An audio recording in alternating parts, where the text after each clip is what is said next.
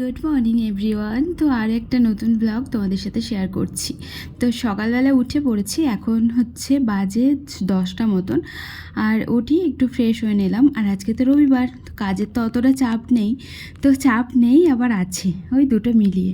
তো তারপরে কাচাকুচি করে স্নান টান করে ছাদে আসলাম মেলতে আর কি। আর আজকে আকাশ কিন্তু দারুণ রোদ্দুর দিয়েছে, সকাল থেকে তো মেঘ করেছিল, তারপরে যে মেঘ খেয়ে যে রোদ্দুরটা উঠেছে। সমস্ত কাজকর্ম সেরে এখন যাচ্ছি দোকানে। খাইনি কিছু, জানো, একটু রাগ হয়েছিল ওর প্রতি, তাই আর কি খাইনি।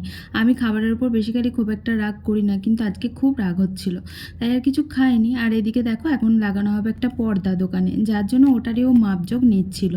তো অনেক প্রবলেম হচ্ছে আর কি পর্দা না লাগালে। তো তোমরা লং ভিডিওতে দেখতে পাবে কী জন্য। আর তারপরে দেখো খেয়ে আসিনি, যার জন্য খিদে পেয়েছিল, তাই একটা মুগ ডাল নিয়েছিলাম আর খেতে বসবো। আর তখনই এলো আমার কাস্টমার। তো তাই আর কি ক্লিন আপ করছিলাম খাওয়া দাওয়া বাদ দিয়ে। কপালে না থাকলে আর কি করব বলো।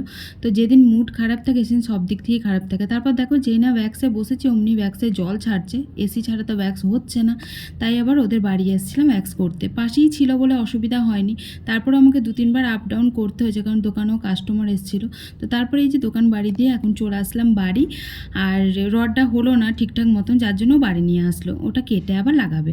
তো এই দেখো আজকে আমাদের লাঞ্চ হয়েছিল পটল চিংড়ি। তো ওই যে শুক্রবারের চিংড়িটা সেটাই ছিল একটু। তো চলো আজকের মতন টাটা, ভালো থেকো সবাই।